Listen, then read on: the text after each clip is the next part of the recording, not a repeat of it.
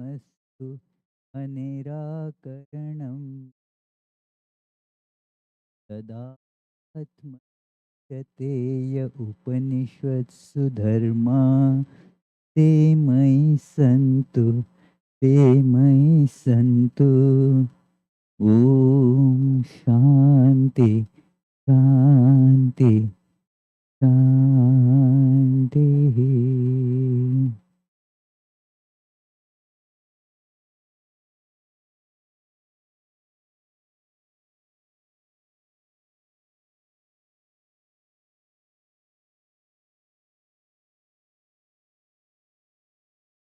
May all my limbs attain strength. May my body, mind, all sensory and motor organs become strong. All is verily the one without second, absolute, blissful existence itself. Let me never deny this truth of oneness. May this truth never reject me either.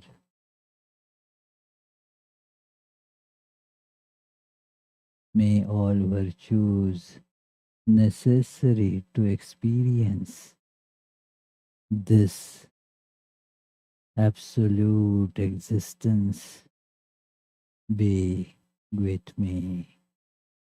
Om, peace, peace, peace. Let us feel in our heart the blissful presence of Divine, who is our true self.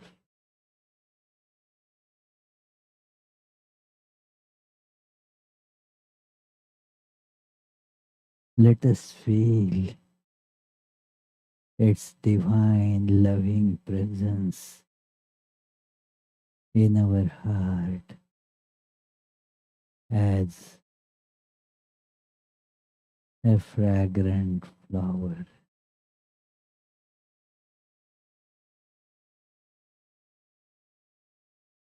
This beautiful fragrant flower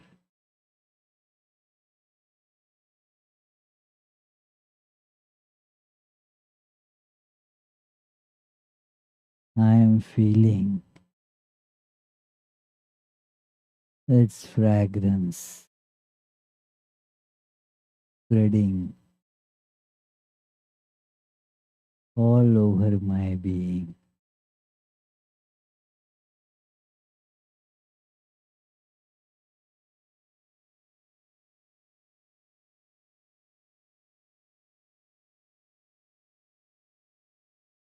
In fact, I have become that fragrance.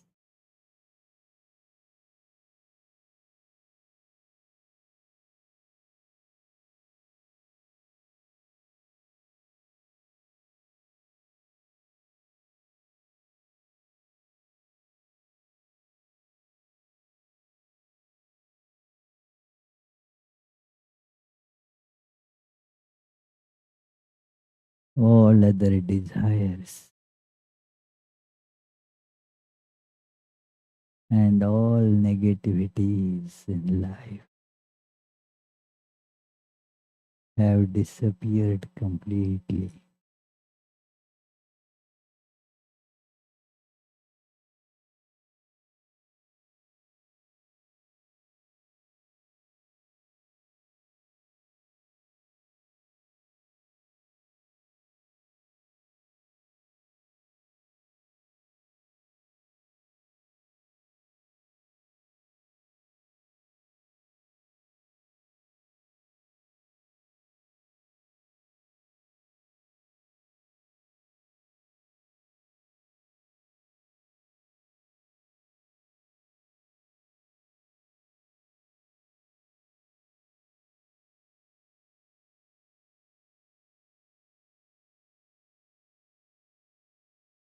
the infinite, divine, blissful presence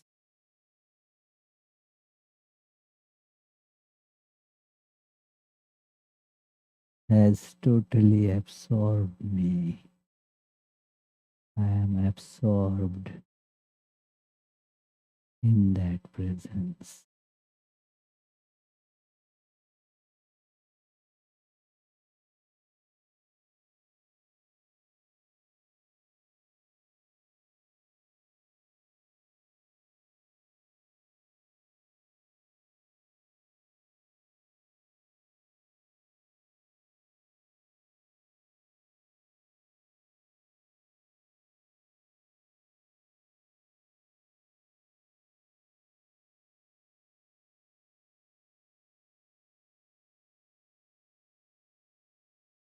Om, peace, peace, peace.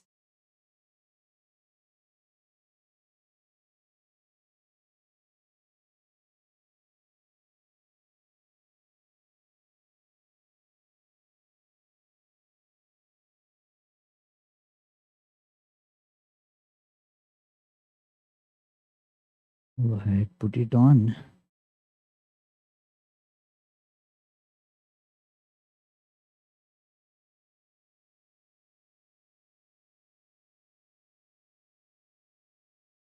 Yeah, this is on here.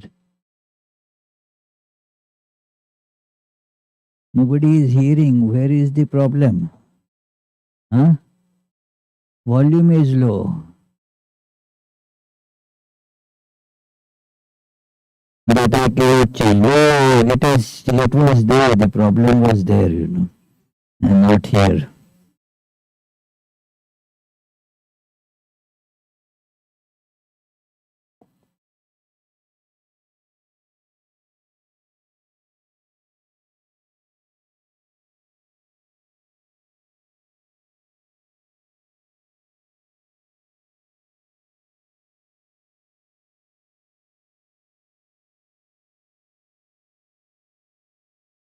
Yeah, again and again, this is coming. Authentication failure. What is happening? Last time also it came. It wants a password. I don't know. So save the password there, please.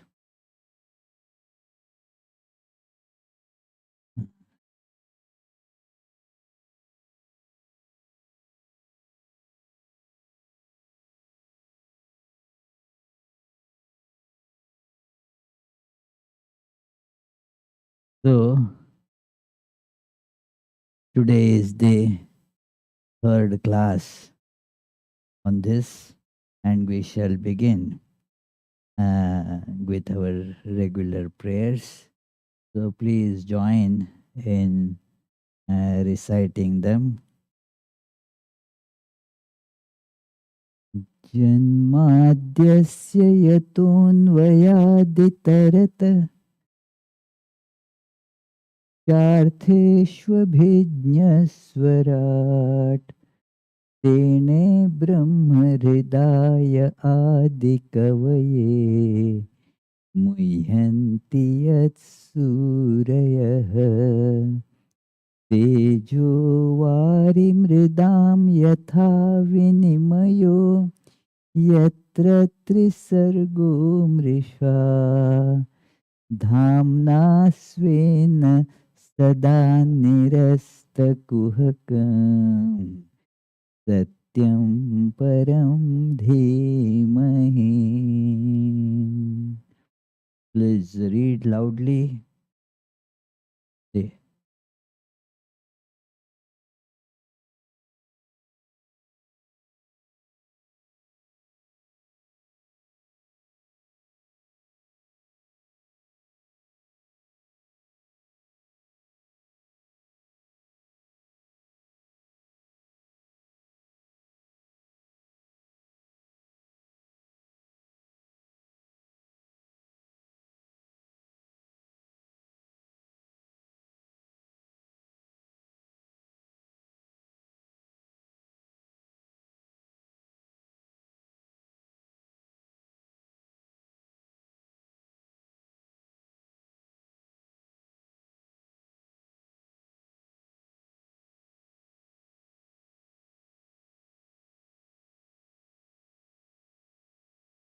So, the whole Bhagavatam is meditation on this supreme truth. It is the truth that we want to realize in life, and that is God. Truth is synonymous with God. And so, if people say God exists or not, well, the question could be rephrased as does truth exist or not? So, it is God is truth. Truth is God. So, that supreme truth that we meditate upon, the word supreme is to be understood with some meditation on it. The relative truths, they are true only in a given context. They are not the supreme truth. Like here, if you say which is east and which is west, you can point that is the east, that is the west. But that is in this context. It is if you go in this space, outer space beyond Earth, then there is no question of east and west. It is, how would you know? It is, there is no such idea there. So it is only in relation to earth and sun we have these ideas east and west. So these are the relative truths. So the relative truths are like that.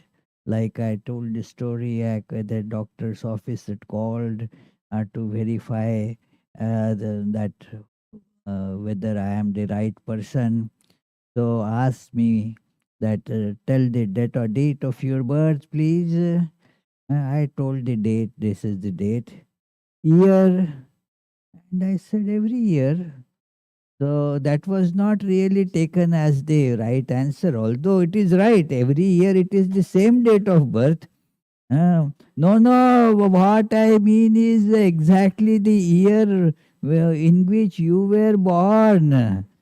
So it is, I said, well, I am joking, it is the, because in that context, the truth is that I have to tell the month and the day and the year also. So, uh, therefore, it is, you can see that the truths in the relative sense has one value.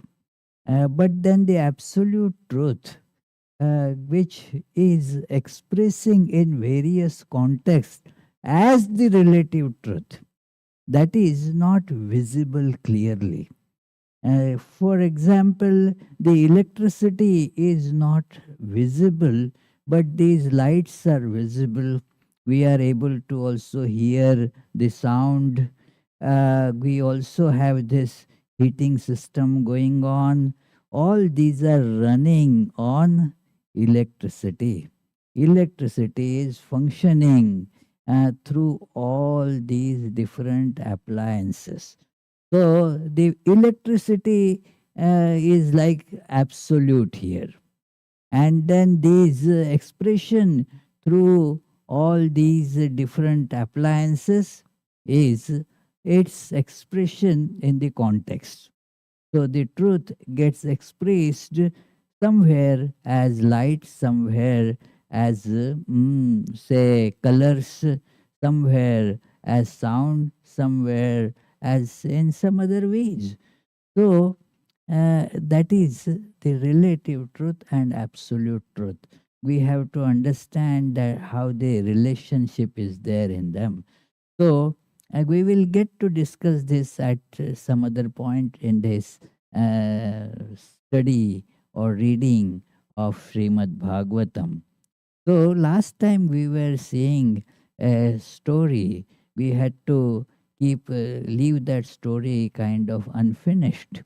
There was this lady that Narada found, the sage Narada, while moving all around on this earth, and witnessing that because of this time, because of the changed times, the earth is now overtaken by all the evils of life.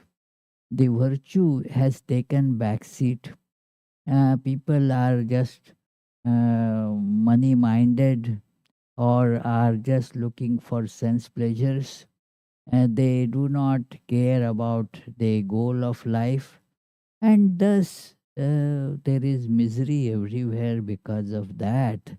There is violence, there is misery, there is greed, there is lust, there are so many passions, all like it is, they no peace anywhere. He was feeling sad, and then saw on the bank of a river in Vrindavan, Yamuna. So a lady looking young as such, and there were two other old people on the bank of the river Yamuna. The two old people, they appeared to be practically dead. They were unconscious, and this lady was also in grief. She was sad, and when she saw Narada, she was very happy that, well, now somebody has come who is a saintly person, and I can relate my suffering to him, and he will surely find a solution. So she told that in this age, you see, these are two are my sons, and my name is Bhakti, the devotion. Bhakti means devotion to Lord. And in this age, nobody cares for me, and so I have become emaciated. But after coming to Vrindavan, I am feeling a little better. But these old, they are my sons. Your sons should have been younger, mother should have been older. Well, but that is how their condition has become. They have become so infirm, weak, and aged. They are. They, one is knowledge, other is dispassion. Jnana and Vairagya, knowledge and dispassion. And these two sons have become so weak, and so they are alive, but I don't know what to do with how to revive them. And then Narada told, well, this age has these problems. And Bhakti asked, why did the king Parikshiti just kill this Kali Yuga, this age of Kali, where all these evils, they become more pronounced. He should have killed this age of Kali in the Indian this understanding. Everything is alive. Even the ages, they are alive. There is nothing inanimate as such. So this age also has is also a living entity, and so could be killed. That which is alive could be killed.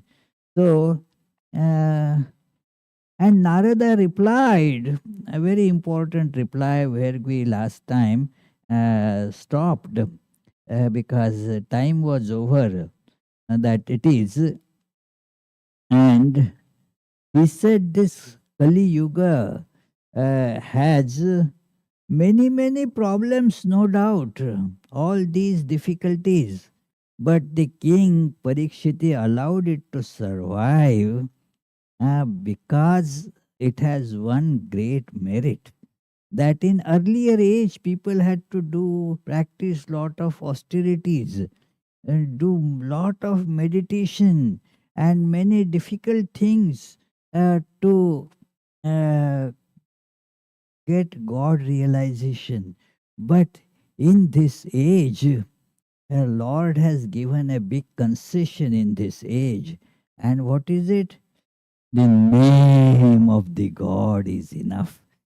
Chanting the name of God, listening to the stories of God, that is enough in this age to purify oneself. And therefore, seeing this special merit of this age, being said, okay, you survive. So, uh, in this age, he said, taking the name of the Lord, singing the glories, enough for God realization. So, isn't it great? Earlier, people used to, stand on one leg and perform many difficult austerities, go to forest and don't take food for 1,000 years, and so forth. So all that was possible in those other ages. It is, but now it is, first of all, very difficult, and this age it is not even necessary. The good point is it is not necessary. This age being, full of all other problems, God has given this age some handicap advantage, that in this age one can get liberated, one can get the blessed experience of God just by uh, chanting, listening to the name of God. And then bhakti said to the sage Narada, uh, uh, Bhakti became very glad to when the seer Narada said, uh, but then she said, that is all right, but my infirm son's knowledge and dispassion are still unconscious. Please do something, because unless our true knowledge becomes strong, and in life there is dispassion, there won't be any bhakti. That is being very beautifully suggested here, that we all want devotion in life, but devotion can come uh, if we have this knowledge about what is not, what is real, what is not real, and the purpose of life. If we know that, then that knowledge is this a child of bhakti. And there is other child, dispassion, that according to the knowledge, then you develop dispassion for that which is unreal. So that is how now you develop devotion in life. Without these two being strong, there won't be, even if there is a little devotion in life, it won't progress much. So, therefore, this bhakti says, well, these two sons of mine, they still are very infirm, sickly, unconscious. Narada tried to shake them up, said the name of God in them, and then they kind of became a little bit conscious. But he tried. Narada was trying to wake them up, and then he did lot of efforts. And they became kind of, they woke up, but not really very.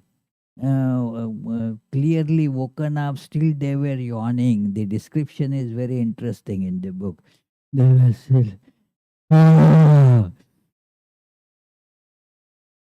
ah, like when you wake up, when you really thought that you can still sleep for about half an hour more or 25 minutes, or our Vittal says 5 minutes more, and then if he's woken up, mm, so all sorts of those, and not very clear, and so you do then and are not, you don't properly, still are not well oriented. So it is, it becomes very difficult that it is. I wanted to go somewhere in the early morning, and somebody said, "Okay, I will give you a ride there, no problem." So, and it was very early in the morning, so that person was, somehow woke oneself up, but still not very oriented. So the car was going in the wrong direction. I said, "Where are you going?" No, is it? Uh, I don't know. It is. So then, that is what happens when you are not properly awake. One gentleman, I'm not talking about Charlie, who used to do the accounts and all that. So, had they somehow got up and then was early morning, did meditation, and then, thought that, I have to, mail out that check, and then I have to put, this bag of trash. What the fellow did was, put the check in the trash and the trash bag in the mailbox, you see. So it is. So when you are not really awake, then all such things happen. So this knowledge and dispassion, they were not really energetic, and they after a few minutes fell. They were so sleepy, so tired. There is the story that I have told earlier also, that when a child, is made to study, hey, you have to study. Uh, and as soon as the book would be kept there on the desk, the child would just drop, the head would drop, sleeping, like it happens in my lectures, it is people, so only blah, blah, blah, blah is heard then. So it is that child was sitting there on the desk and was falling. And those days, the children, when they would start their studies, they would have their head shaven. Only a little tuft of hair would be left, all other heads shaven. So that tuft was there. So the dad saw the son is just falling down like that, sleeping, and then he said, "Now let me see how you can sleep." He tied that tuft of hair, and then tied that to this ceiling like that. Tight. Now sit tight. Let me see now how you can sleep. And then he went to his work. After about half an hour or so, he came back. Uh, they and saw the head of the child was just on the book again. Oh, and the tuft of hair was dangling with the rope, you see. So it is. So, does it happen to you, Vittal? No, okay, okay. So it is, yeah, it is, since my head was never tied like that, it didn't happen to me to that extent. But I am sure, had it been tied by my dad like that, it would have happened to me too. So it is, so these are slow, so sleepy that forcibly waking them up was not working at all. So at that time, Narada heard a voice from heavens. Oh, there is the way to make them strong. Come, would come alive and become strong, but you have to do a particular ritual. You have to do something, and then that you have to perform that act. And then it stopped. What act is to be performed? Narada didn't know. So he left Bhakti and her two sons there and started going to different sages, saints at different places, asking what should be done to revive them, what act was in the mind of the heavens. Can you narrate? Can you tell? And nobody told. In fact, many of them said it's a gone case. Even this the mother Bhakti is right there. Moreover, there have been the recitals of the name of God. Still, they are not waking up. So that means it is all a hopeless case. You know the story of a hopeless case. It is there was one orthopedician's office was getting shifted from one place to another place nearby, so everything was getting transferred to the new place, and then they usually have a skeleton, a human skeleton standing there in a glass case, and so that was also loaded on the push cart, and somebody was taking it. One lady walked to that fellow. Where are you taking this? And he said to the doctor's office, well, you may take, but I think it is rather too late. So uh, it is a hopeless case now. It is you can't revive that fellow. So they said this. So those sages said kind of this case.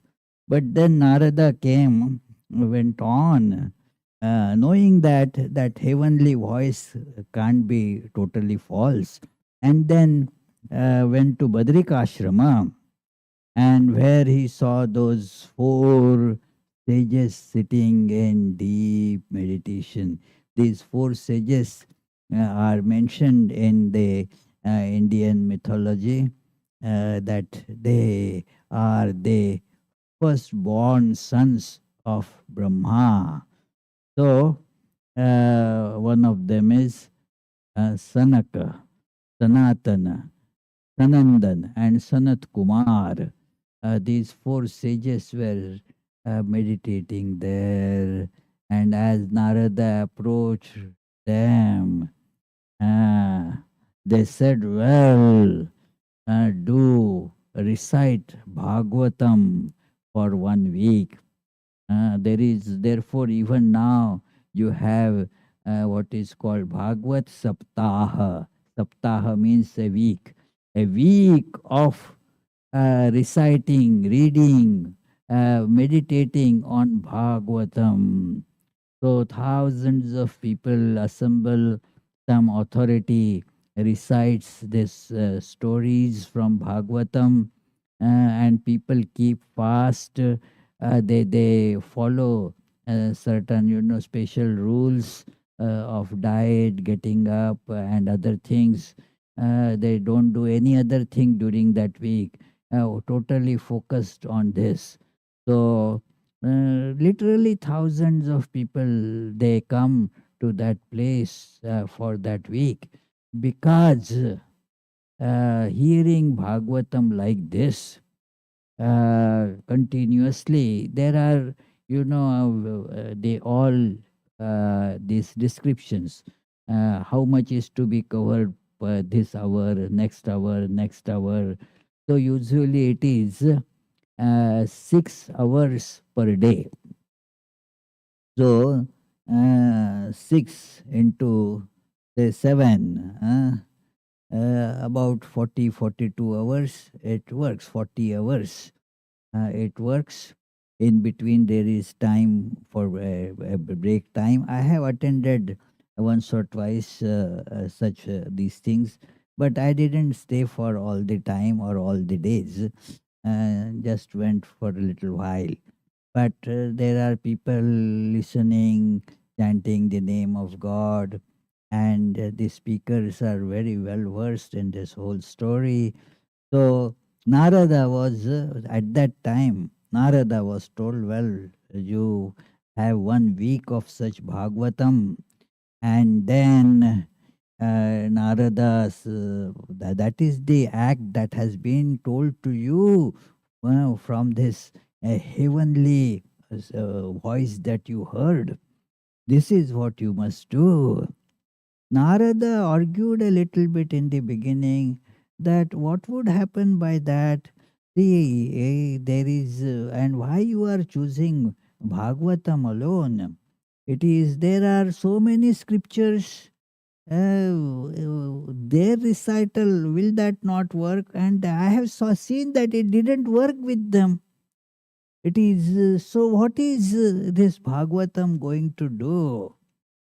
And he told, these sages told, that Bhagavatam is the essence of all the Vedas and the other scriptures.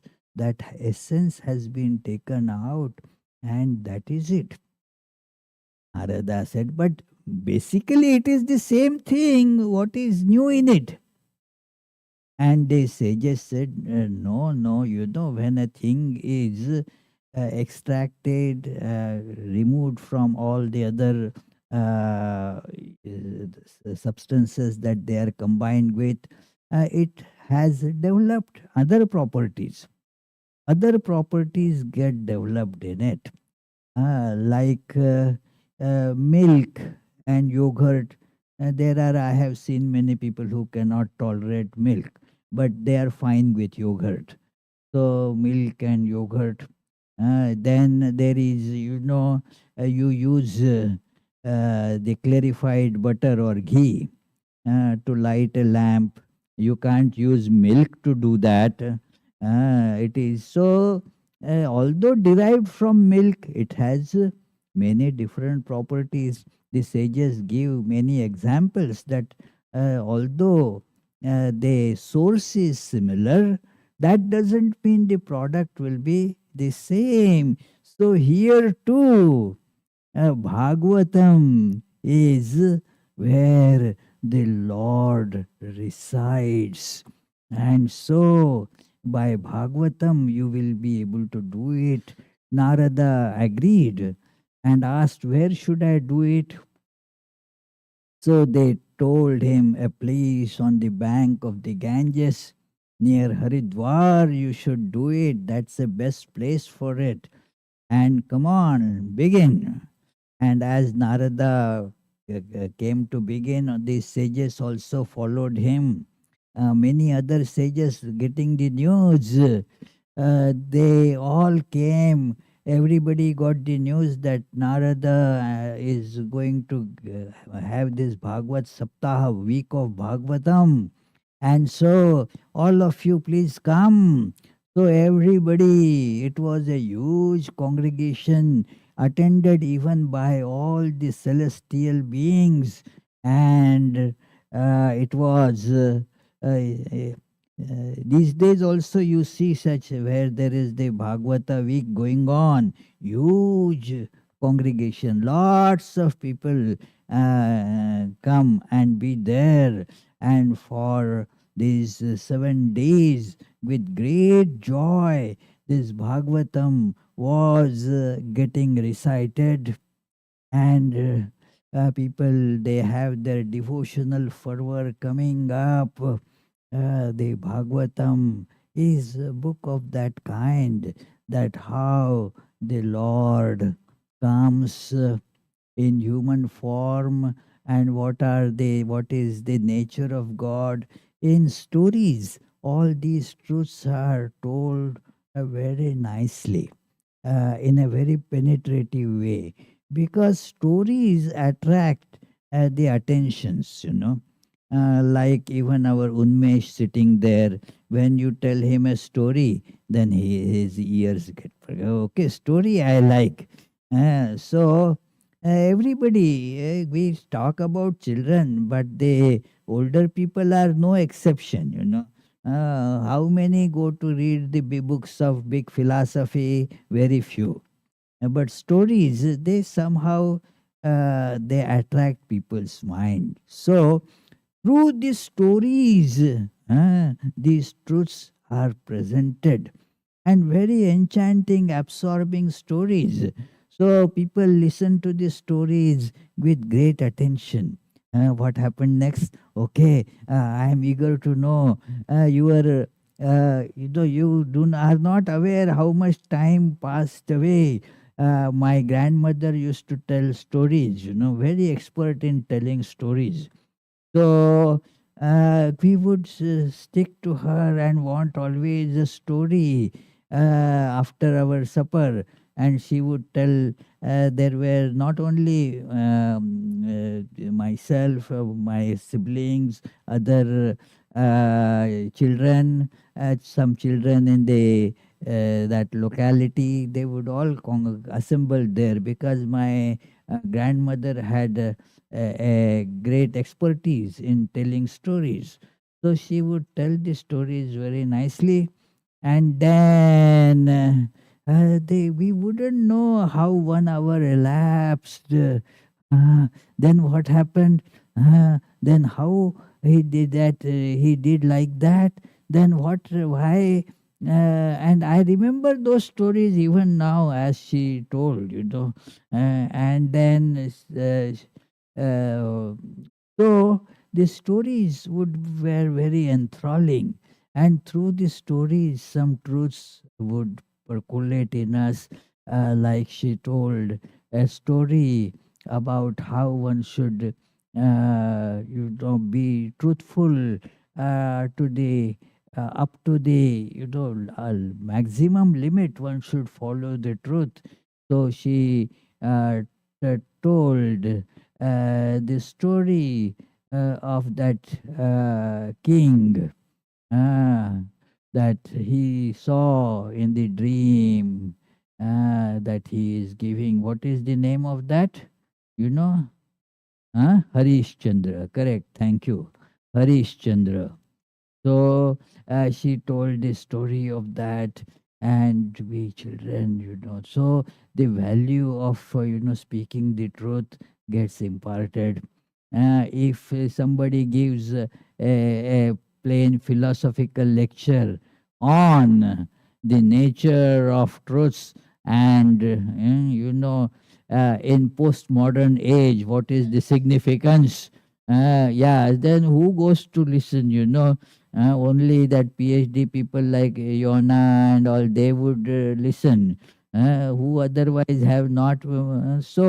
But with stories, yeah, your minds get absorbed. So people listen to this Bhagavatam with great attention. So that is how the truths get imparted. So this is the special feature of this Bhagavatam. It gets recited like this, and so what happened as the stories were getting to conclusion, and then Bhakti, that lady, she came there. She arrived there very joyously, singing the name of the Lord. Came there singing the name of the Lord, that Sri Krishna Govinda Hare Murare, Srinath Narayana Vasudeva. So, singing the glories of Hari, she came there, and wearing her dress was wonderful, and she had put on many ornaments. So all those ornaments and the dress, it was made from the verses of Srimad Bhagavatam. Mm, that is how all that dress was. Means the appearance was like that. The idea is that you see the clothes of the person. So now the clothes are made of various materials and various that colors, the way you stitch them, they have a particular purpose, you know. So in therefore for different purpose you put on different attire, like you have one particular attire for, say, going to a party, somebody's wedding, then you will put on some kind of a very nice special dress for it, that you won't use for swimming, you know. Yeah, it would be terrible to use that same dress for swimming. It would be a different dress when you go to sleep. So it is, yeah, so it is, then when you want to do yard work, again you put on different attire. So now this attire is made of all devotion. All ornaments of devotion have been put on by bhakti, and with her were those two sons. They have become now very strong, alive, knowledge and dispassion. So they came there, entered the gathering. She said, I was almost dead in the age of Kali. By the listening of Bhagavatam, I am strong now. So are my sons' knowledge and dispassion. So please, O sages, tell me, where should I stay? And now tell me, where should I stay? And those four great sages, Sanak, etc., they told, well, you see, Bhakti, we are so happy now that you are uh, full of energy, full of happiness, and your two sons also are very energetic now.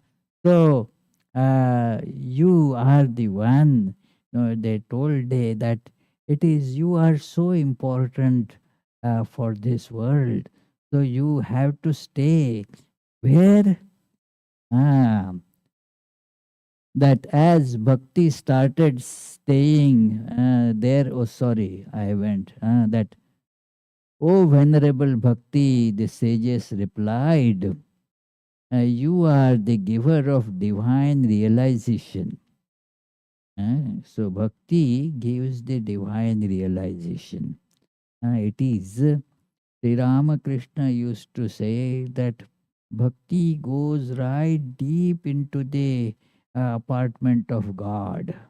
The knowledge only stays in the outer parlor, you know. It is, they don't go in. Like somebody has just come for business, that like the man who is from UPS has come to deliver a box, then that person just gives the box, we say hi, have a nice day, and that's all. That fellow goes.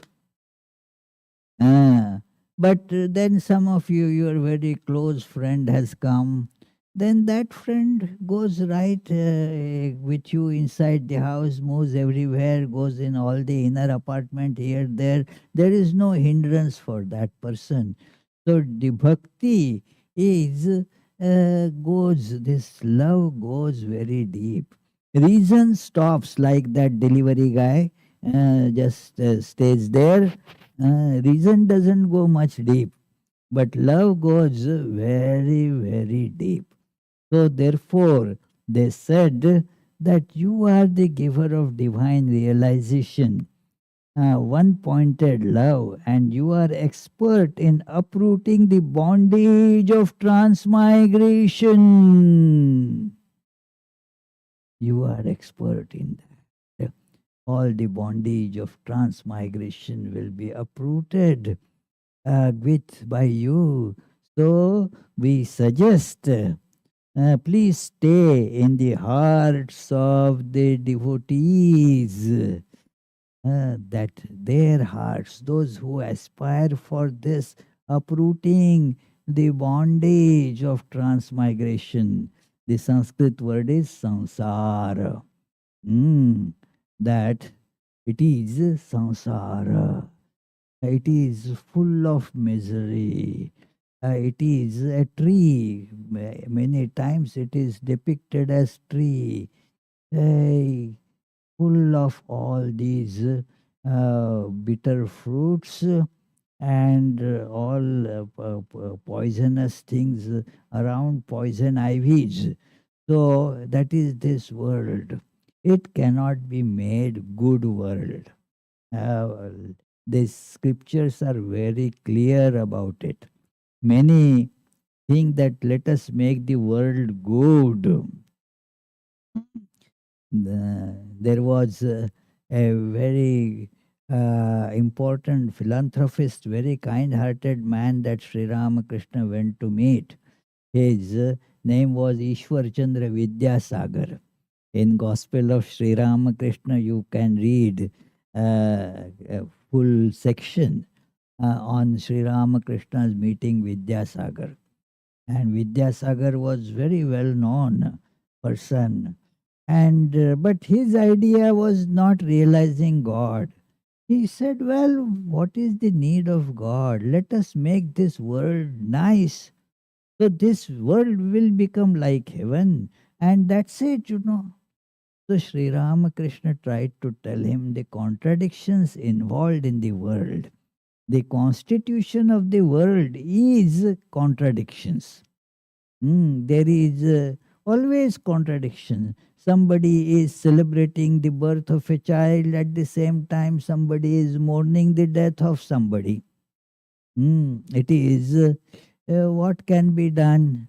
It is like that. There is tear in one eye, smile in another eye. That is the nature of this world. It cannot basically be made good world. Here, every single happiness is matched by much more suffering. It is. This is how it is. There is. Everything is fraught with so many problems. It is like we say, well, the longevity has increased. We say, oh, improvement in this world. But then, therefore, the old age problems also that became more and more. Somebody was telling these days these problems like Alzheimer's and all have become so much. In the earlier days, there was no Alzheimer's. Well, there was, but people did not live that long to get Alzheimer's. They would die before that. So, therefore, there are the problems also when you have the longevity appears to be very good. It is, but then there are the associated problems with it. It is the problem of, say, social security and retirement. Now, how I don't want to get into all that, but what I mean is that every single so called good thing has an evil counterpart to it. This world, its constitution is like that. It many who feel very hurt. One lady used to listen to the Jnana Yoga lectures online, and then she, a very devout Christian person, so she said, what Swami, whatever you are saying appears to make sense, no doubt, very reasonable.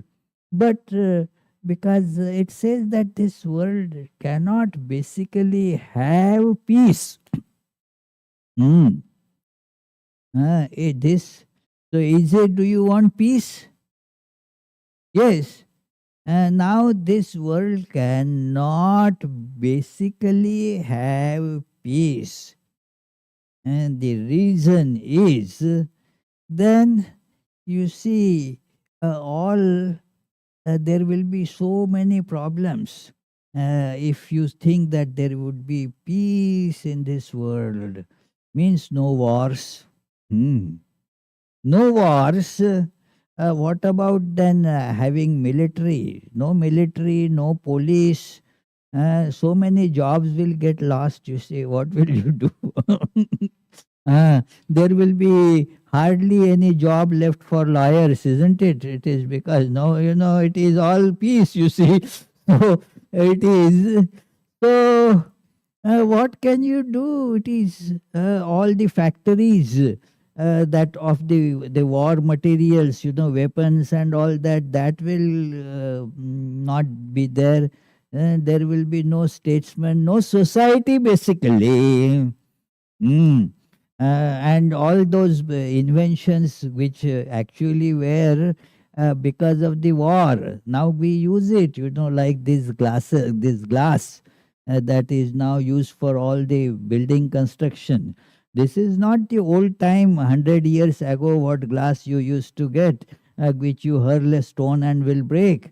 This, even if you hit big hammer, it is as strong as wall. So it is, this was an invention of war. GPS that you all use. Uh, do you use Ujjwal GPS? So GPS, and it is the war that made it the discovery of it. So it is all, if you have no war, all these inventions also will stop coming up. So it is all these contradictions are there. And history is witness to that. If you look at the human history, there wasn't any period in human history that there were no wars. And see, the in fact, the history, if you take a history book, it basically describes the wars. When I had that in the history course, this treaty, this war, who lost, why did they lose, what are the reasons that brought up the First World War, the reasons for the Second World War. All history books means the stories basically of war. So I don't see even on the practical level that possibility of a peaceful world. The world means strife. But one important thing to be noted, Unmesh, note it. This world is temporary. It is not real. It goes away. It comes and goes. God alone is real. And that is why, if we want peace, this tree of the samsara, this has to be uprooted. And who can do that? Bhakti does that. And therefore, you be in the hearts of devotees, and thus you will not even get bothered by the evils of Kali, because these devotees, the Kali Yuga will not touch them. So, thus bhakti started staying in the hearts of devotees. So, are you devotees? Are we devotees? Huh? What? Is everybody quiet? Are we devotees? What, Girish, you are not? Huh? Huh? Trying to be. Okay, yeah. Means we are devotees, but not always of a very exalted state devotees. we are building up devotion, so to say. As we build up this devotion in us, we become better devotees, and bhakti stays with us. And with bhakti, what happens? As bhakti started staying there, Lord also got pulled there by her force, the force of love. Ah, Actually, that is what they mm, rule of love. Rule of love in physics becomes law of gravitation, attraction, so it is the law of love. Love pulls together. So it is, that is how now bhakti pulled the Lord in the hearts of all devotees. The sages said, even the human beings who are evil, full of violence, and are always guided by the attractions of the sense pleasures, and thus suffer, those who have spent life in robbery, murders, and all terrible crimes, also get purified by listening of Bhagavatam week. Such is its glory. There is other story that goes with it. I think we will skip that story and turn to the main Bhagavatam in our next class. So uh, it is let us recite this concluding verse, and then if you have questions, feel free to ask, and then we will recite all together. We will sing the glory of the Lord. Nigam kalpatarur galitam phalam. Can you read? Huh? Nigam kalpatarur galitam phalam. शुकमुखादमृतद्रवसंयुतं पिबत भागवतं रसमालयं मुहुर्हो रसिका भुवि भावुकाः.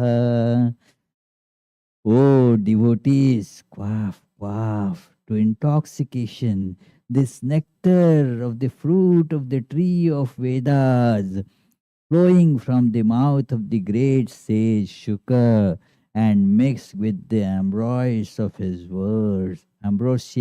words, sorry. So this is it. So we shall conclude today's class with, if you have any question, you can present it.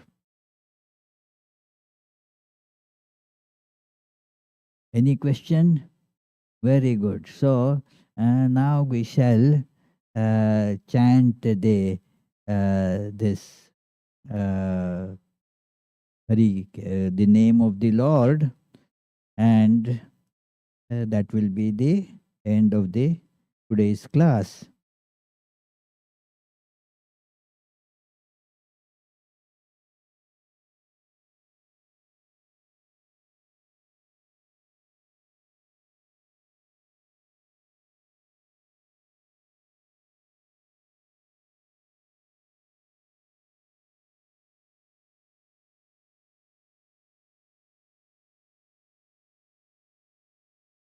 Mukund Madhav Govind बोलते, मुकुंद माधव गोविंद बोल, केशव माधव हरि हरि बोल, केशव माधव हरि हरि बोल, हरि हरि बोल, हरि हरि बोल, हरि हरि बोल, हरि हरि बोल, कृष्ण कृष्ण बोल, कृष्ण कृष्ण बोल, कृष्ण कृष्ण बोल, कृष्ण कृष्ण बोल, Mukund Madhav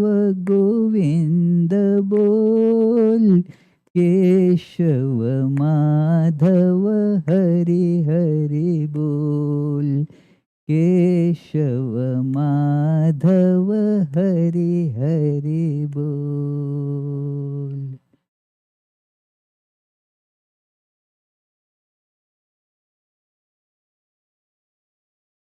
On Sunday, there is the day-long function of